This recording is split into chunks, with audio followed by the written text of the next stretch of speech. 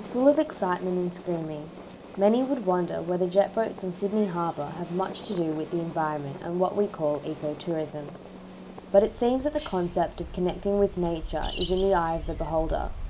It is exactly these types of activities that are at the heart of the debate about what defines ecotourism, as the ecotourism industry seeks to expand its domain. In some of those cases, you're getting things like jet boat tours on the harbour identified as ecotourism, and I have issues with that approach. So that commodification of nature and that tracking it into business orientated, where they're using it as a label, really just to get a profit return. The question as to what is and what is not ecotourism, particularly in an urban setting, will be the focus of the upcoming Global Eco Conference in Sydney later this year.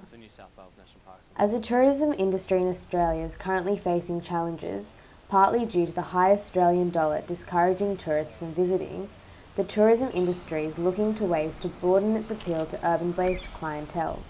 Australia has a unique environment to offer tourists, and the tourism industry is looking to target those who want to experience nature and the environment without having to go off the beaten track. It's a matter for us now of continually looking at product innovation to reach people that we wouldn't normally reach, who are looking for an ecotourism destination but have never really had it on their radar.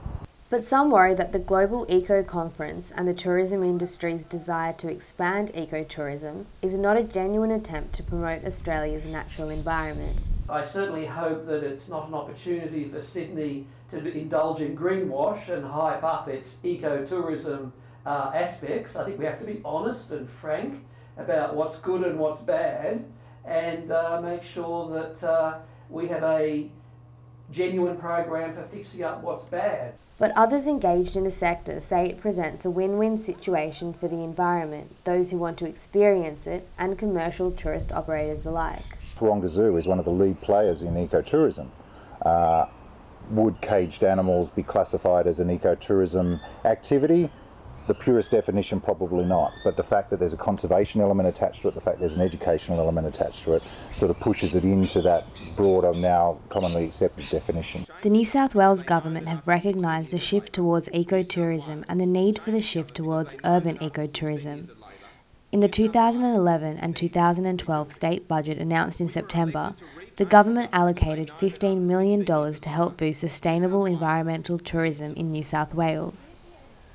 But similarly to the concerns expressed about the motive of the Global Eco Conference, there are concerns about whether the money will be spent wisely. It'll be very important that it's transparent, there's good economic independent advice about whether the money is being spent properly for real sustainability initiatives, or in fact it's being spent for public relations campaigns, which is not a good idea. But while funding will inevitably boost the urban ecotourism industry, Sydney's natural environment is the main reason why this area of tourism is growing.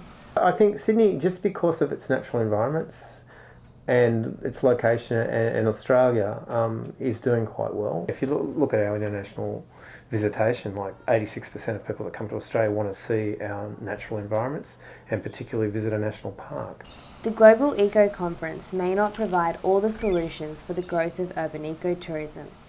But given the challenges Australia is currently facing, it is likely that a major shift towards urban ecotourism will occur in the future. I think the future of ecotourism, the future of sustainable tourism is one that is where it's all headed, and I think you'll see a huge shift to environmentally sustainable practices.